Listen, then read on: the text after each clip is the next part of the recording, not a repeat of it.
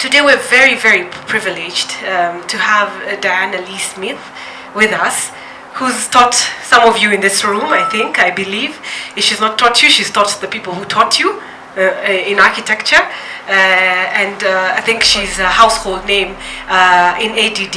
Ladies and gentlemen, let's give a round of applause for Diana as she joins us on the stage. It's a talk to try and retrieve, before we all disappear, the knowledge, the institutional memory of the low-income housing that has been built in Kenya. And a lot of people seem only vaguely or unaware of this. So I felt it was important to have this talk and discussion. If you earn 5,700, you could afford to pay for a house over 20 years. This is my estimate, if it cost about 140,000 shillings. And most people cannot pay any more than that for a house. Most can pay much less. And these figures explain why Kenya's urban areas are full of slums. And that's historic and continuing. In pre-independence period, the colonial government didn't really plan to house its African population, although there were a few workers' housing put up in Nairobi. Oh, did we lose the... Oh, thanks. Then post-independence, there were some efforts. I'm not going to talk about middle-income housing. So someone in the clip had mentioned Buruburu. Buruburu is not low-income housing. It was then middle-income housing, and it remains middle-high-income housing, if you can get hold of it, which is very difficult.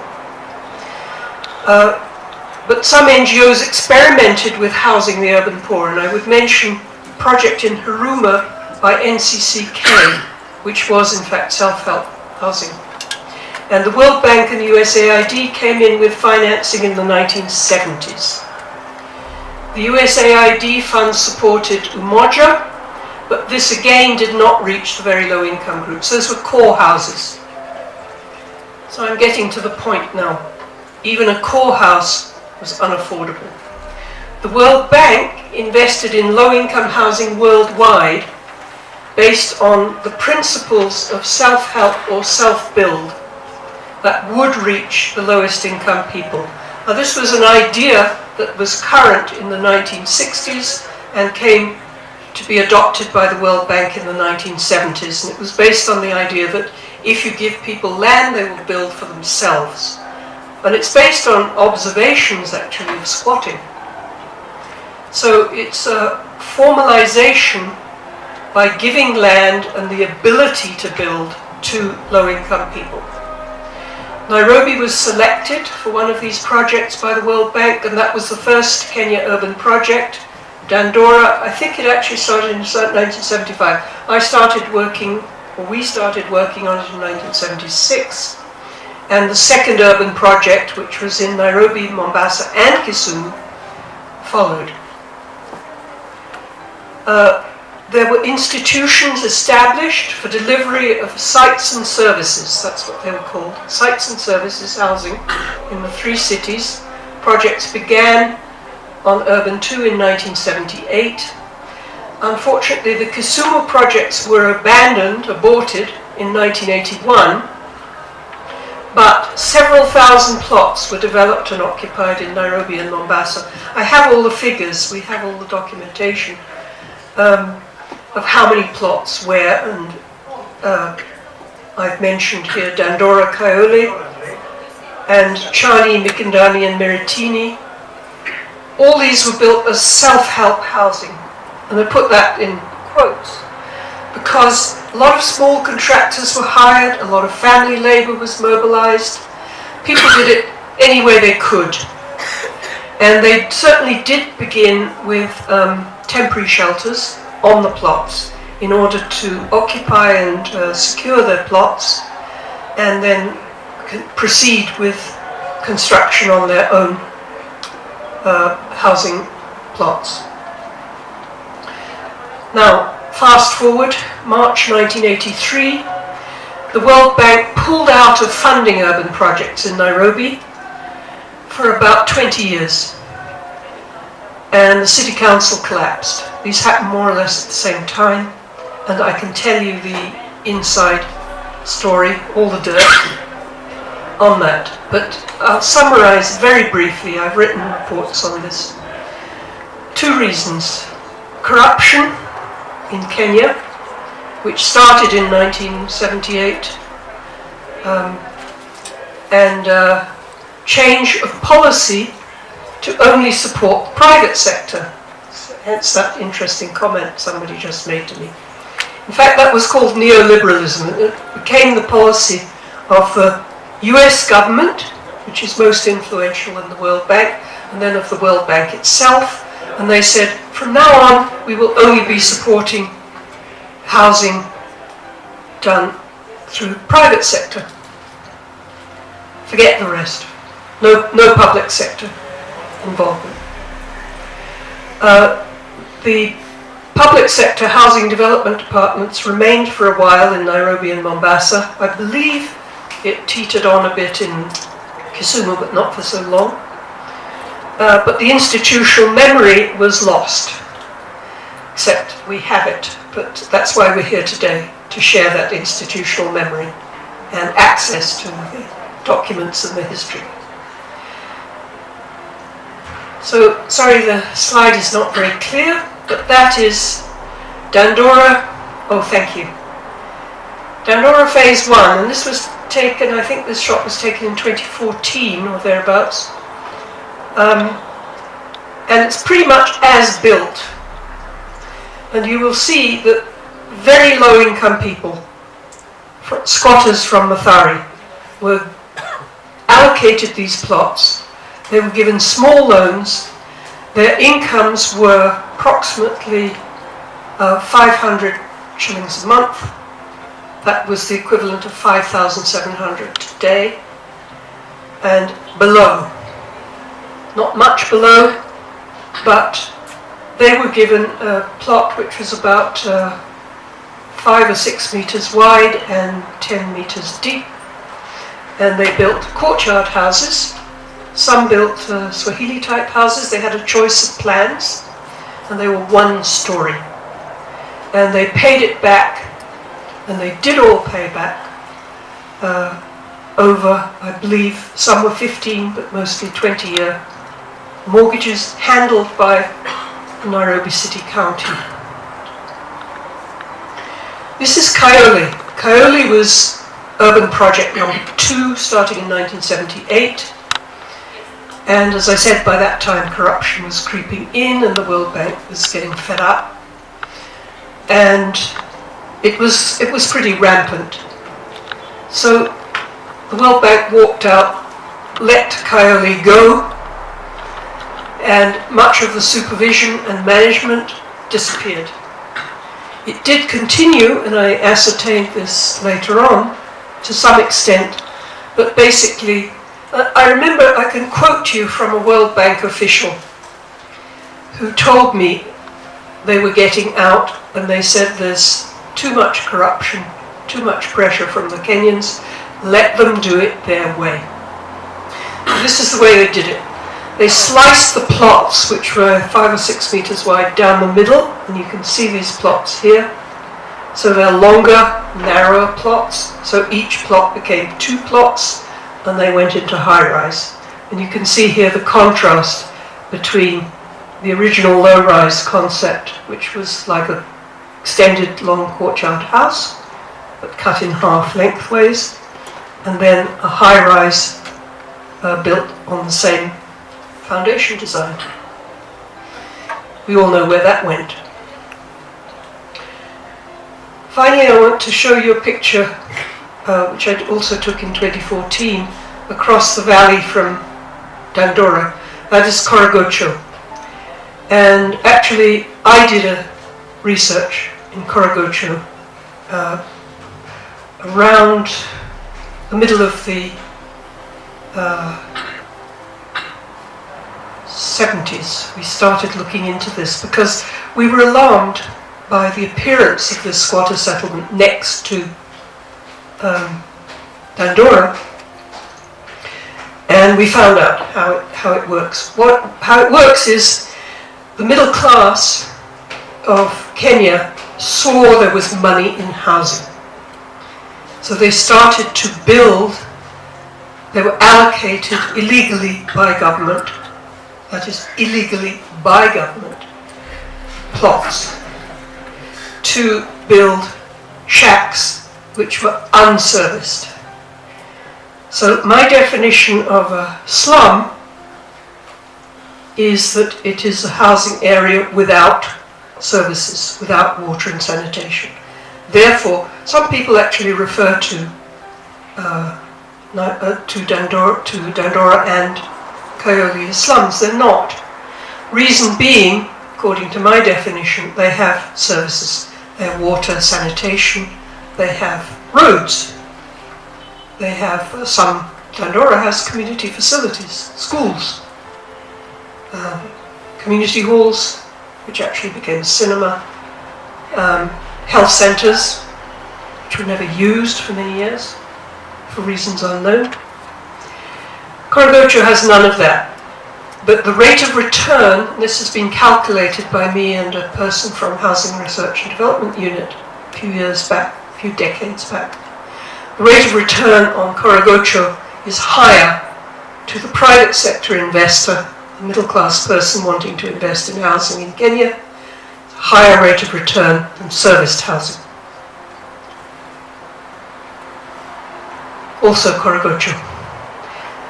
Those plots were allocated to high-income people, and many of them, most of them, are still owned by high-income people. Some were allocated to low-income people. So, for example, people from Grogan, this village called Grogan in Korogocho, those were people from Grogan in the city centre who were evicted and moved, and they were actually allocated plots, and they made a good income from that. Subletting. So I had written this article, it's called The Entrepreneur Built Slum. That was published in, I think, 1982 or 85, I can't remember. Written in 1980. So that's the unpleasant history. And the key is affordability. So that logic I showed you at the beginning, in calculating the cost and the repayments, remains workable. And it's actually used by Natru, which I'll come on to when I get to the 20th century, but they don't go for the low-income group. So nobody in Kenya since then has done this simple mathematical equation of what it costs to build a service plot, because I can tell you, as it says at the bottom, you cannot afford a house. So housing for the poor is not housing. Housing for the poor is land and services, water, sanitation, roads. Then you can afford self-help housing. I could go on for hours about what actually self-help housing consists of, and maybe Davinder will say a bit about it when we get to the housing microfinance bit. So this logic and simple arithmetic is not used in policy in Kenya. The current housing plans are not for low-income groups, except perhaps KISIP. Those of you who are involved in KISIP, I believe that does address the low income in a slightly different way through squatter upgrading. But again, the housing standards, and I could give a very long talk about housing standards and their history in Dandora and so on.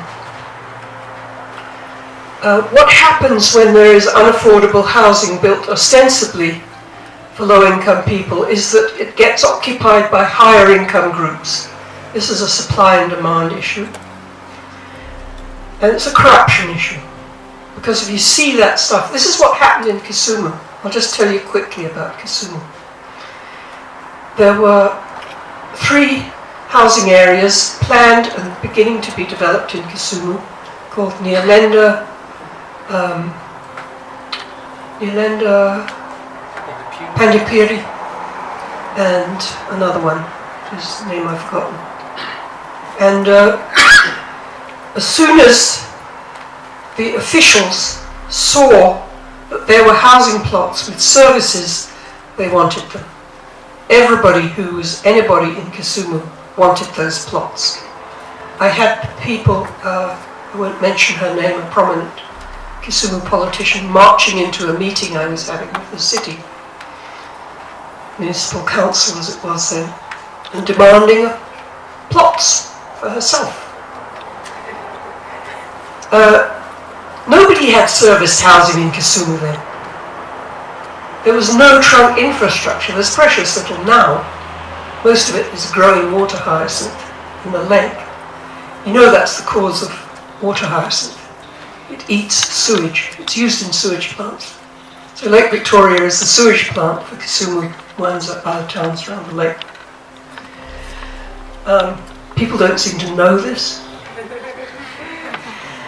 But the middle class wanted those plots, and the housing development department was pretty low level of competence. And so eventually the World Bank had to pull out. By that time I was working on supervision of these with the World Bank as a local consultant.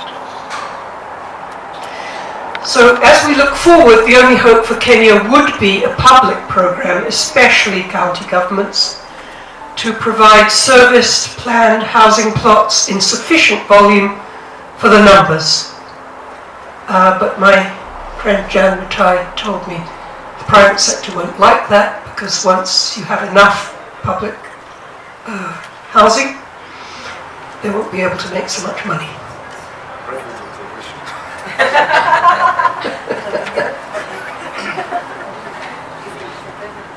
So that's your constraint, I hope. So institutions. What do you need to have an institution? These housing development departments existed in Nairobi and Mombasa. They've been studied, written about. Literature is available. They had technical departments, admin, legal, finance and community development departments. They all handled different aspects, and Devinder will talk more about that in a minute. The house types were designed by architects working there in the city, as well as, the infrastructure in fact had been designed by consultants. And I see my friend David has come in, he can tell us about that too. There were consultants involved in these first and second urban projects on the infrastructure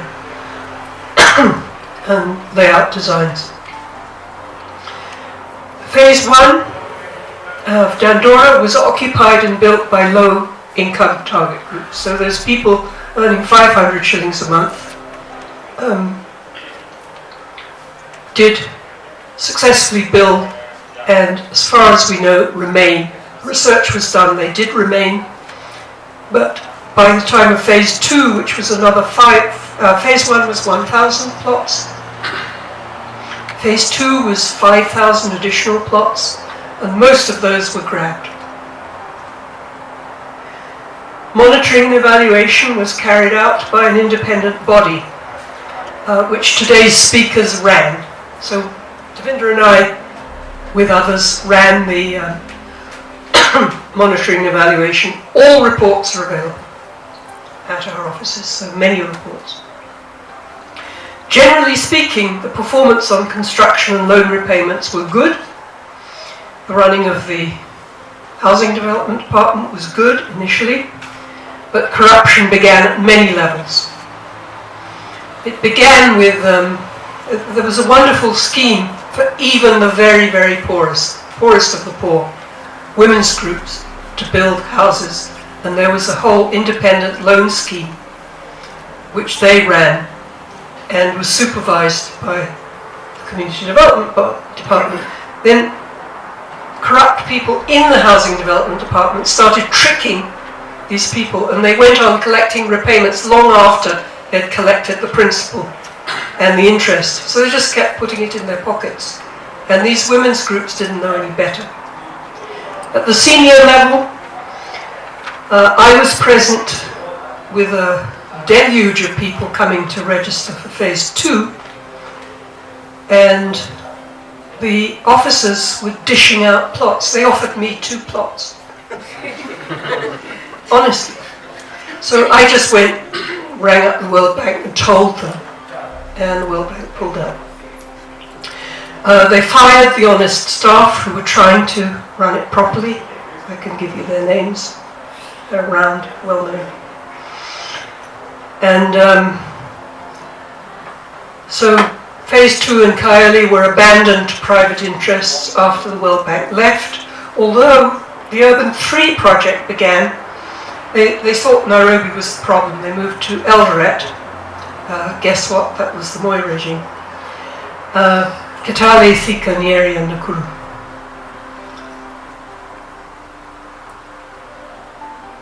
This century, what's being done, as I mentioned, the National Cooperative Housing Union, it's using this model and it expands continually, but it's only done a few thousand plots, which is a drop in the bucket. And they're mainly lower middle income. But they're people who are earning 10,000 shillings a month, approximately. And it's a good model. I know people who are members of these co-ops, they're very happy.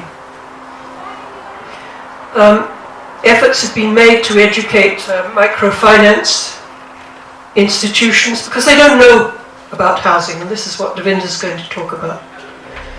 And policy totally avoids the issue of affordability and is intent on pursuing private sector solutions.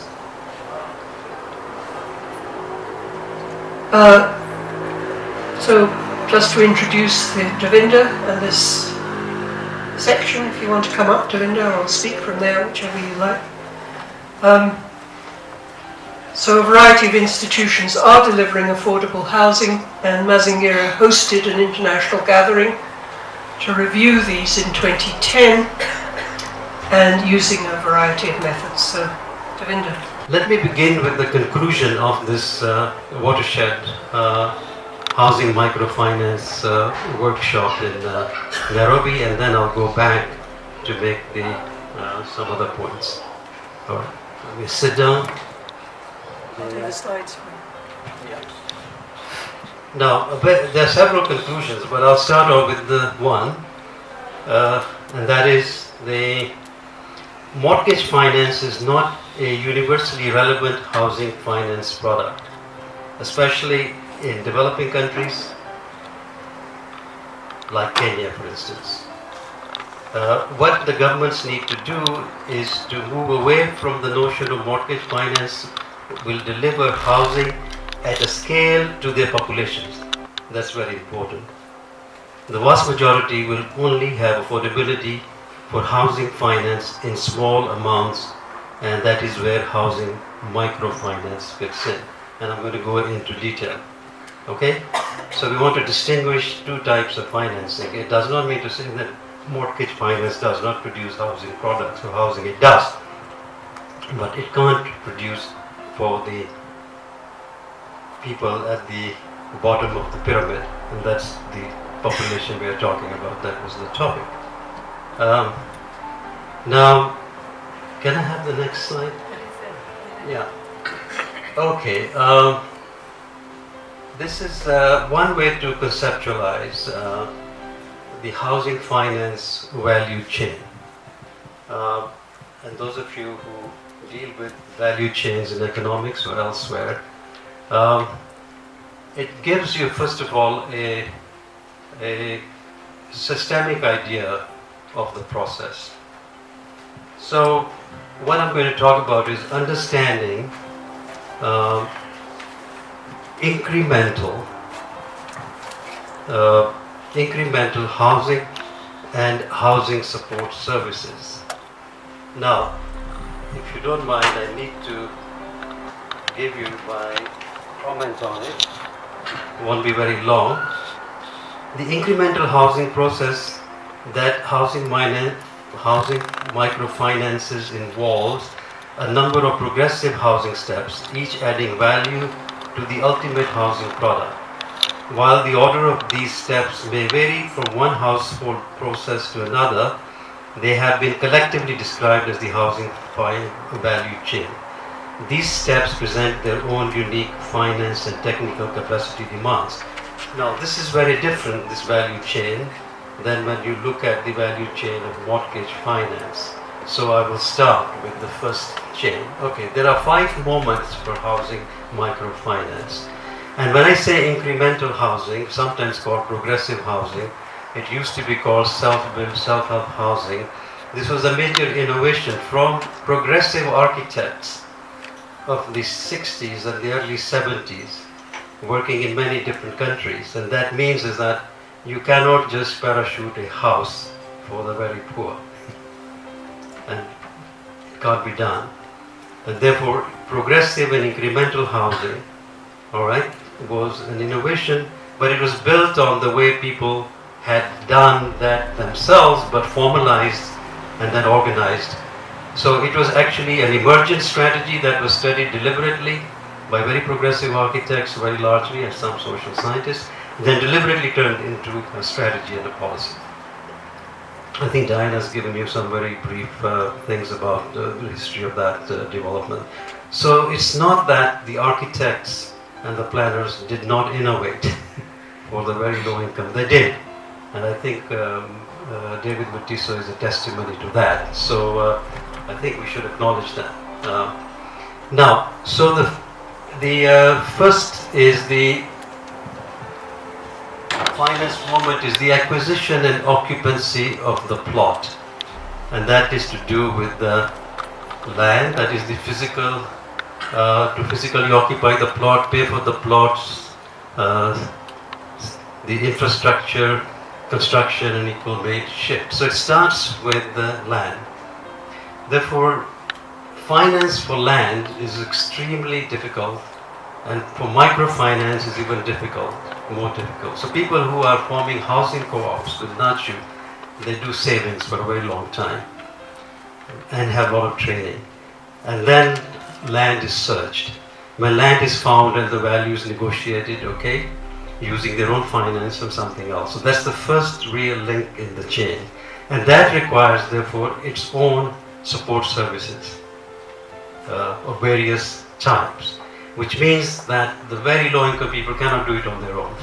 It requires both institutions, official institutions and unofficial institutions, whether they're public sector or private sector, or whether they're communities themselves. Okay, I'm not going to draw any kind of dichotomies here. We're dealing with a continuum. There are many actors in this. Some are officials, others are unofficial, others are communities.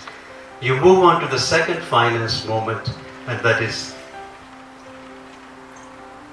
upgrading the property tenure to obtain security. That is again a process requiring again support services of many types, and it requires how to maintain physical control of the plot, achieve secure tenure, obtain full legal title. I mean, this chain is global. It applies to many situations, not just ours. That's why it's very general. The third finance moment is provision of basic infrastructure, whether it requires upgrading or provide adequate sanitation. And then the next finance moment is construction of the house. That's the structure itself, improve and expand the unit, add accessories, space for relatives and rentals, and then building the community institutions to combat insecurity and so on. All of these have multiple actors in this value chain. Some are governmental, others are non-governmental, others are suppliers, others are communities themselves. There is also the politics of this change. Who gets what, when, how. But for us to engage in housing policy that is to take us to the bottom of the pyramid, we have to get away from thinking about housing product as an end product in itself, which is good for some target populations who can afford it, but it can't really deliver housing to the bottom of the pyramid. So in terms of our message, therefore, to the policymakers is that housing microfinance institutions and housing microfinance, understanding housing finance value chains, multiple actors that are involved in this and so on.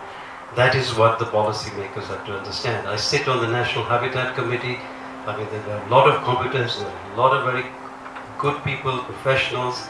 We are exposed globally to all kinds of experience. There's no shortage of knowledge. Somehow, to bring all this together, and if the fourth pillar of the President's fourth pillar has to be delivered, we haven't seen the blueprint yet. But we know that if it doesn't have incremental housing, microfinance, or if it doesn't have incremental housing in it, therefore, or no progressive housing in it, then you will leave the people at the bottom of the pyramid. Thank you very much. The next session is going to be the Q&A session, and I'd like to call upon Architect Martin Tairo to conduct this session. Welcome to the next session. This is the question and answer session. I'd like to remind you once again, we are trying to push this session in our social media handles, so you can continue tweeting. I'll take this opportunity to take advantage of running this session and be the first person to give my reaction and possibly ask a question. We had mentioned that a slum is an area that is not serviced, right?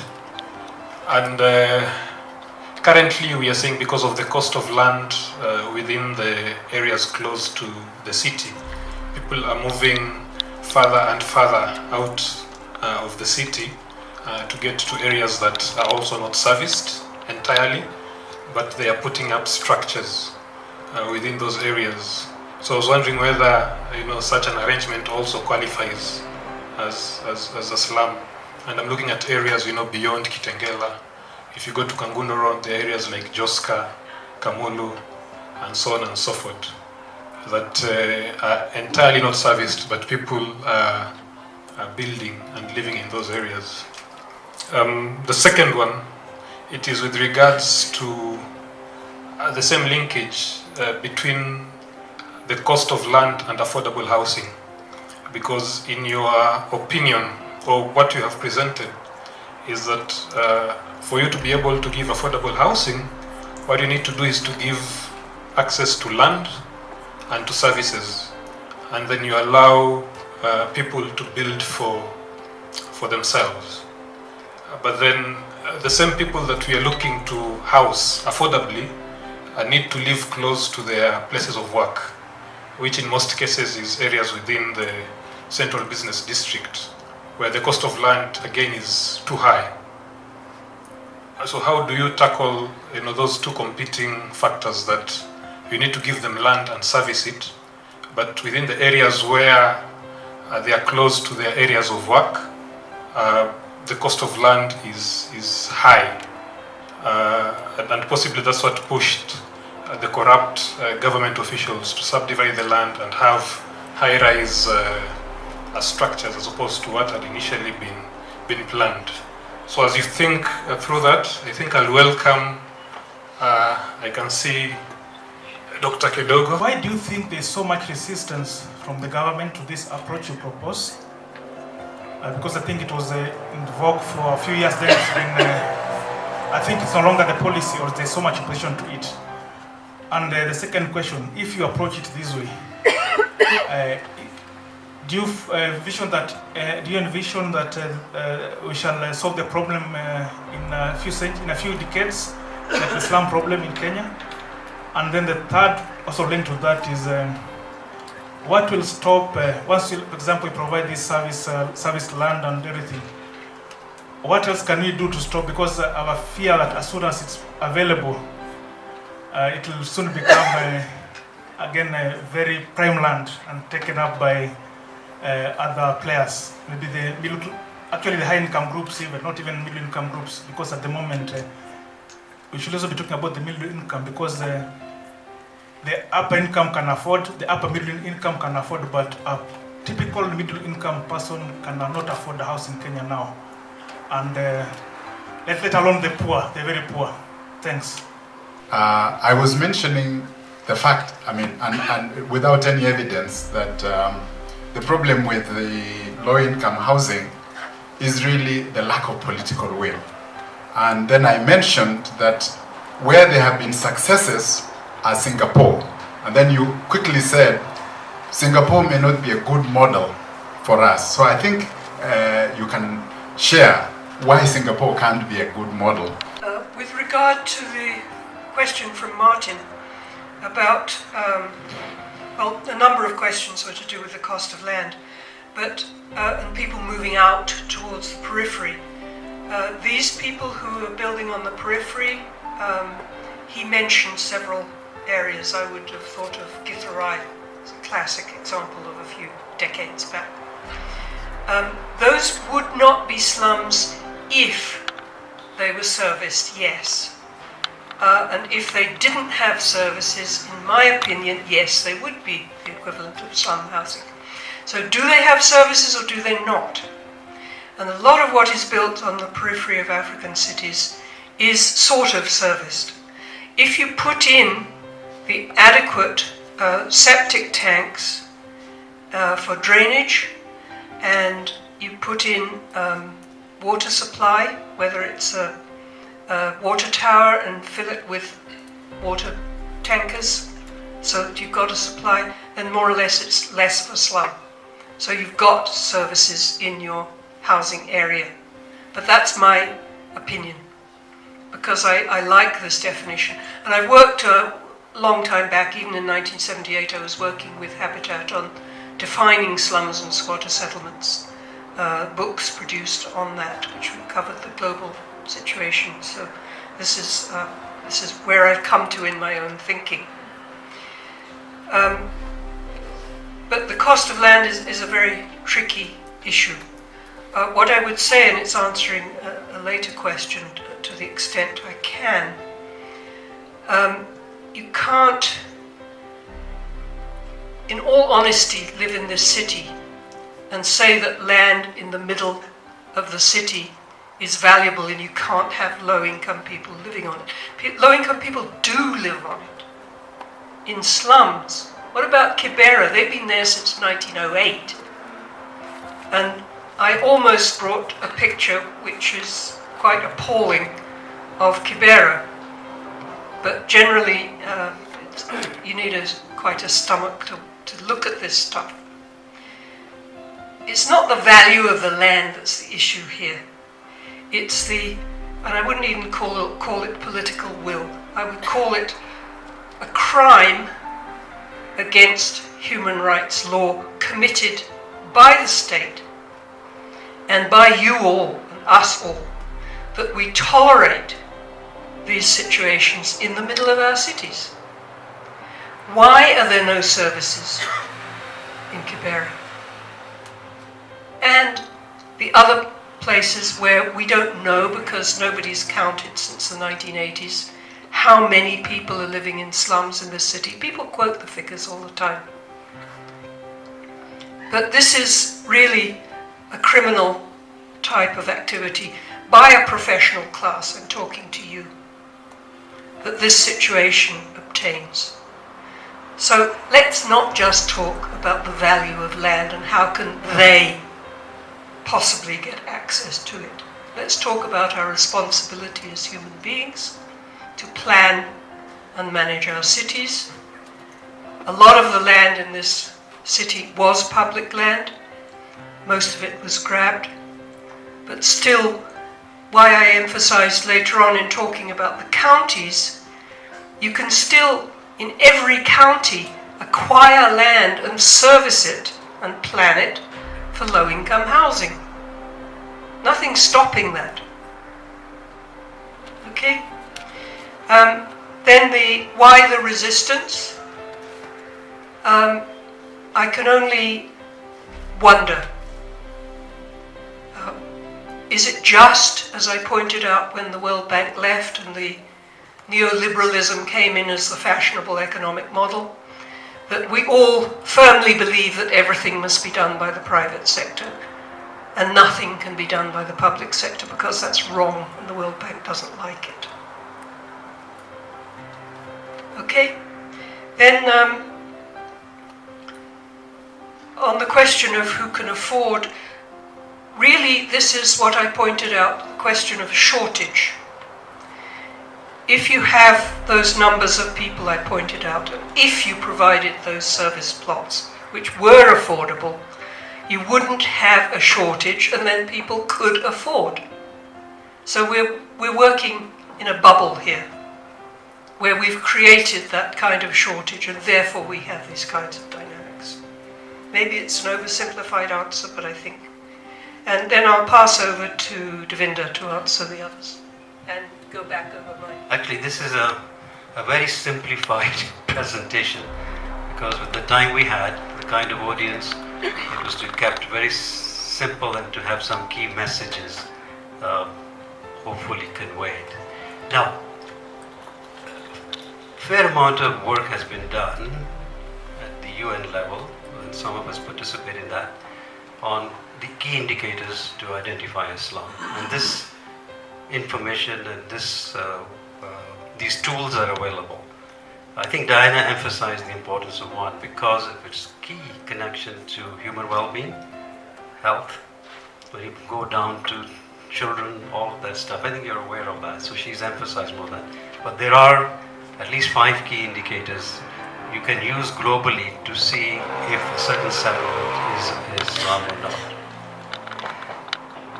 I made the distinction between spontaneous settlements and pre-planned, for which you have this value chain that I showed you that progresses with the participation of many types of actors in order in the end to deliver the right to housing of the poor, which is a very different perspective. Now, I think this question about land values, they're all valid observations. We are dealing with extremely paradoxical situations. We don't have the answers of how do we get out of these paradoxes. So I don't want to get into that space myself, particularly someone who's dealt with policy for many years. The land in the 70s was allocated by government. They bought Dondora, which used to be a Sisal estate, else was public land. If you know the Nairobi growth strategy of the 70s, there was public land that was identified. There was supposed to be land banking, and then some other land grabbing began. Sorry, I had to start a campaign in the mid-90s. Operation Farimbi against land grabbing. I mean, there's a whole story to that, but never mind. Yes, there are land values, complexity of lands, where the land is located, how far, but they're all valid. What are we saying is that in the 70s, the government was able to provide the land, and therefore the first link in the chain, was accomplished. There were costs of servicing, you had to pay for it, there was cost recovery for putting your beacons in and so on, and doing your titles and all that. But in our view, where we disagreed with the World Bank was that this is public land. Therefore, to give individual titles as opposed to forming cooperatives, so that the land is owned by cooperatives because this is public land. And to be public land is that belongs to the 40 million Kenyans. And if you have your kiosk on it, maybe you have done it in your own way or somebody's given you that. But it belongs to 40 million Kenyans. And you don't have any special entitlement on it. So our recommendation was, and it still is, that if it is public land that you're allocating, then it should be cooperatives. I'm glad to see Stanley from Nachu has joined in, so that it is sustainable, so that we have intergenerational equity. So you don't build, sell for 5 years. This is what happened in Tandora. That's why you have gentrification. That's why you have those dominoes, okay? There's a whole story of how that happened. So intergenerational equity is assured. If I am allocating public land, I want to make sure they're housing cooperatives, they don't become commodities. There are ways to come in and out of housing cooperatives. This is how half the Canadians live in housing co-ops. This is how half the Norwegians live in housing co-ops, the richest countries in the world. So Are we clear? We should be very clear about that. So because they were individualized, they became commodities. Except for Dondora Phase 1, the rest are all dominoes. Okay, people sold out. You build what you're not supposed to build. It's all illegal, but the whole works. And the story for that is the culture of corruption coupled with the culture of impunity from top to bottom of the pyramid. So the government doesn't had resistance in the beginning, understanding these dynamics. We were a newly independent country in the 70s. We said every family must have a 2-bedroom house and so on as a development plan. And the first president visualized that as a really nice house for poor people to live in. But he didn't understand incremental housing. So when the first president, Mzee Kenyatta, was going around Dondora and he saw the sanitary corps sticking up like sore thumbs, he got very annoyed. What is this? Is this a housing for my people? He was very angry. So could not understand that we can't get to the bottom of the pyramid without progressive and incremental housing. Okay? So Singapore, okay, what we're talking about, the political will there was to have a benevolent dictatorship, which I think is being popularized by some of the Kenyan economic elite, that if you have benevolent dictatorship, then all will be well. All right? All problems will be solved. But when you look at the benevolent dictatorship in detail in Singapore and the cost that was paid for it, it's a different story. So that is one exercise of the political will. Where you're right, where you need the political will, is where you need to allocate resources. Resources to get to the people. Okay? And to see that you see it through and that you implement things well. I don't want to get into all of the politics of that and the politics of distribution. I leave it to that, but there is the political will. But when political will is not coupled with social will, when you have shack owners with 30 shacks, 20 shacks, 10 shacks, okay? They're not landlords, they're just shack owners, turning Nairobi slums into gold mines, and then have the audacity to go to court and even say, I am being evicted because I have 20 shacks here. This will not kill my livelihood. Who the hell gave you 20 shacks in the first place? The housing movements we work with, the right to housing, we ask these very hard-hitting questions. If you get one shack, if I am in government, at the end of the day, which you got illegally, you're lucky. And the rest of the shacks go. All right? I think I'll just leave it at this. But the government does have tremendous amount of experience, competences, professionals. There's the slums improvement project on, but there is something else that is not working. Some mechanisms are not working, okay, in the size of the delivery. Perhaps we haven't understood our value chains, our supply chains properly. Perhaps the coordination and fragmentation is lacking. Perhaps we become too neoliberal. And we stand for 3 P's, people, private sector, and public sector partnerships. 3-way. You try and do anything without a 3-way partnership, you're not going to succeed. Private sector, in few cases, have done low-income housing that works. I have a study group I'm doing in Kitengela. Some border guys are building houses incremental. But that is because out there they could afford to buy the land at incremental because it is cheaper. And they then did a core house, and their model was simple. Every member of the border group did 200 shillings every day. And they put it in after 1 year, bought the land. They got an architect, so he designed half the land and they did units and sold them to pay off the cost of the land and to build the core units. Then after that, you do 200 for another year, and you get a shop. The very simple, tiny, 10 by 10 room, and you build over time. But they managed to do it as a private sector, so that does happen.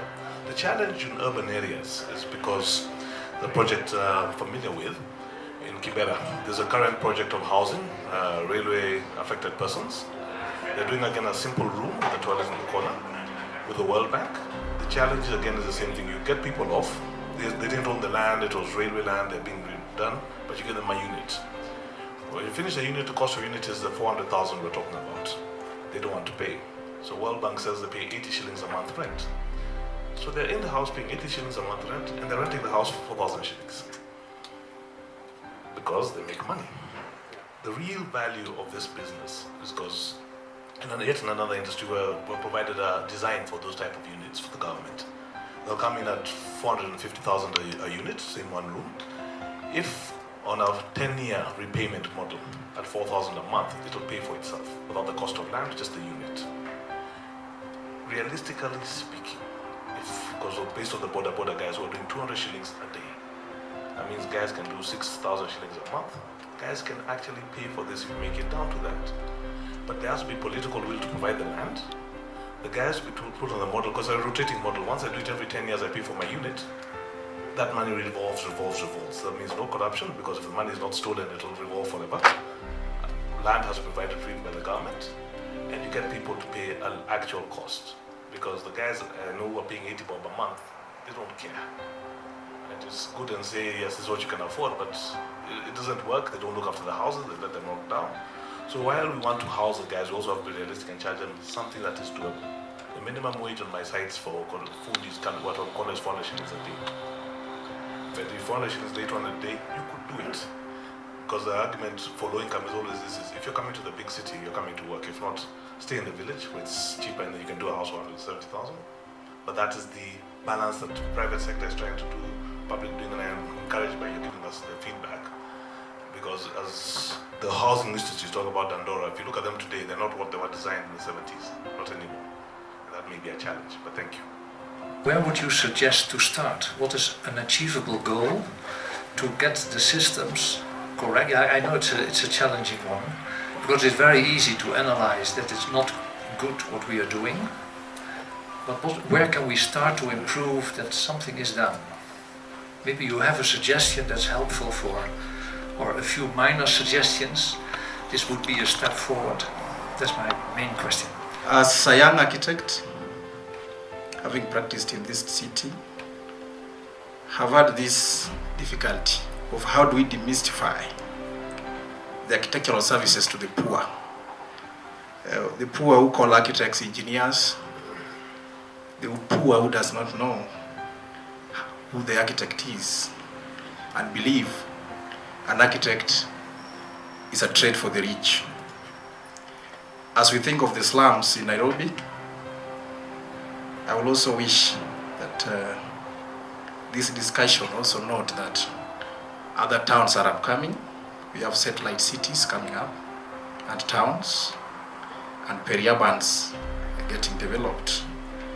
The focus today of the profession is heavily built in major towns and cities. Yet, the economic growth and the population is also focusing, and the pressure of housing is also in those upcoming towns and cities. How do we then help the poor who votes in a leadership, expect services of housing being a key human right, yet the same leadership views research organization as a frustrating tool towards its mandate to deliver housing? Thank you. I think we must admit that any intervention anywhere in the world of housing at a low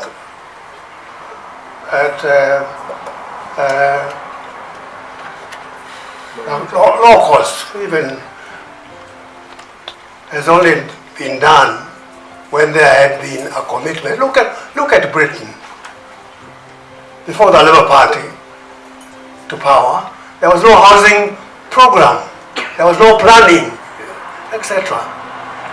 So, and we need to have our politics correct injured on a kind of social content. Unless we don't have it, I don't think we can do anything about it. Thank you.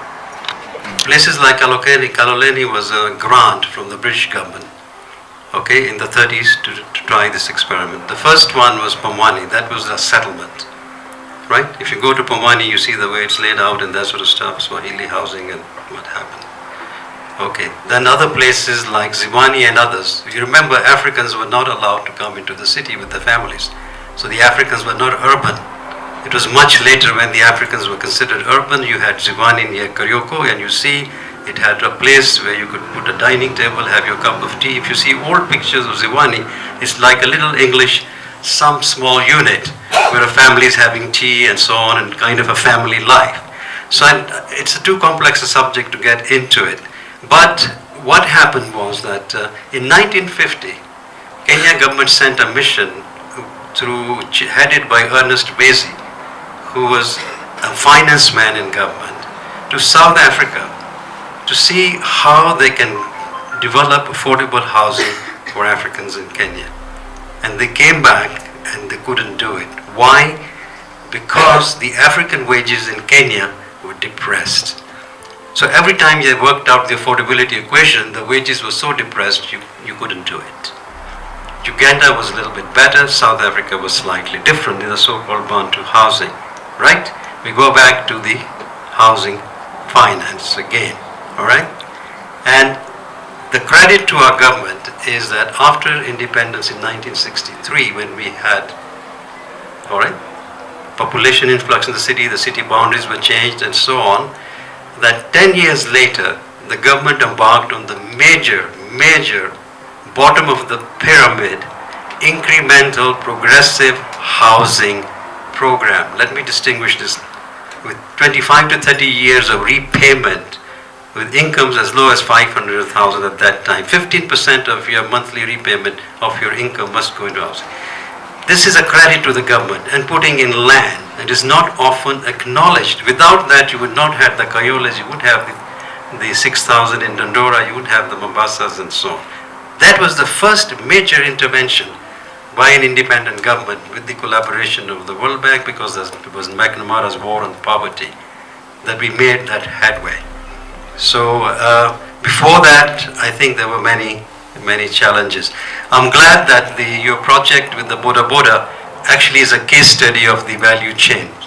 You see that it works because this value chain, which is empirically founded, it's not based on some unfounded assumptions, and it's the collective work of many scholars. It's a tool that if you see his case study, it will fit into it and why it's working. And again, that's a very different level. Let me see the other. On the private sector, and I think what I've said repeatedly is that you cannot just say the private sector has the solution, okay? We are talking about a multi-actor type of universe where they have different roles and different strengths and how they come together, all right? And one of the biggest private sector lender that is missing is the housing microfinance lenders who understand incremental housing process and product. NACHU understands it. So we're not excluding the private sector. In fact, where we need the private sector to go to the bottom of the pyramid is to have housing microfinance institutions. So we're not creating unnecessary dichotomies here. I think this comment on the corruption in government, we're not talking about a particular technical officer and so on. We are talking about the system and the many levels. We are talking about the chiefs who made a killing over the years, over different regimes by allocating illegally land. The natural growth of Kibera and Mathari is lower. Well, how do these people come in? You can today get a plot of land, I can arrange it through the chief, build 3 shacks, start earning money within less than 2 weeks. Anybody here disagrees with me? Maybe some people here are already doing it. I don't know. Okay, so this is illegal. Nairobi slums are very difficult. It is not the same case sometimes in Latin American slums. It's easy to do security of tenure. It's easy to identify who are the people who have entitlement. Okay, you can do things. We have really very complex and complicated situations in the slums. So every time you try and intervene, you're stepping on the toes of some interests. You get into siasa, right? People hire hooligans. Okay? You haven't been in the slums. You haven't gone out there. You defended people when they were being evicted. You haven't seen the tear gas, and you don't know who these people are. They are killers. So Nairobi slums are gold mines. Those people live in Runda. They live elsewhere. And shall I just stop there? And I think finally, I'm saying is that we are talking about government in the new way we understand government. There are competences. There are, what we are asking you, particularly for the students, is the understanding of the incremental housing process. This is why we say housing is both a noun and a verb. It's a product and it's a process. And to understand that process, we have the knowledge. Maybe what you need is a tutorial, you need a seminar. For those of you, not every architect wants to go that way. An architect is only one of the support services actors in this. There are many others. So we don't have to take all the burden on ourselves. We can't do it anyway. So, right? So you still feel that I have to deliver the whole thing as an architect, you're mistaken. You provide a support service, you provide certain skills. So there are many other actors in the process. If the schools want to understand different forms of delivering housing and where the role of the architect comes in and how you take a holistic or a project view and how do you look at it as if it was a project manager who were looking at it so that it enriches your competence as a designer and architect, that's what you need as an understanding. What you do with it later is your mission in life. We're both architects and we both committed and educated to work on housing. We did work on housing. We handled these massive public sector projects which involved the communities and so on. After that, there was a pretty dark period in Kenyan history where corruption was very high. It was difficult to work as professionals because everything was about kickbacks. And it was hard for us to operate. We started, therefore, a non-profit organization devoted to solving environmental and poverty problems. And we never cracked the housing thing. So I think what we did, we became, among other things, activists on these issues. We fought for the development of an establishment in international law of the right to housing. We fought for the new constitution of Kenya, which has the right to housing. That's what we did. And we're still trying, and I think the way we're trying is we came here today to talk to you. So we're still really struggling. I feel extremely bad about the slums in Nairobi and Kibera, and it's a horrible, horrible situation. And we really feel it's a failure of us collectively as a profession that we are in the state we're in now. We're very keen to know how to get out of this, and we're calling on you collectively as professions, because there are several professions here, that we must get out of this, and we're trying to help by giving you our collective institutional memory and also the solution, which is incremental housing, and which is based on, as Devinder rightly put it, public-private people partnerships. And even the one in Kitengela, thanks very much for that. It's a wonderful example. But you've got the Boda Boda group, so that is the community sector, and it sounds as if it's working very well, and very much appreciate that example. So when it comes back to Chris Onyek, was it the question about the how to do it in government? I think there are things that only government can do, and it's at the policy level, and it's also at things like trunk infrastructure level. It's very hard for the private sector to plan and implement trunk infrastructure. I agree with you that working with the World Bank isn't going to do it. The time frames are long, as you say. And anyway, we have the capacity now to do it without the World Bank. There's enough money in Kenya if you think and you look at what Nachu is doing and what was done in Nairobi, Mombasa in the past, it's feasible. So I'd like to hand over to the President, and then she can take it over from here moving forward. We've come to the end of the session, and I just want to thank each and every one of you.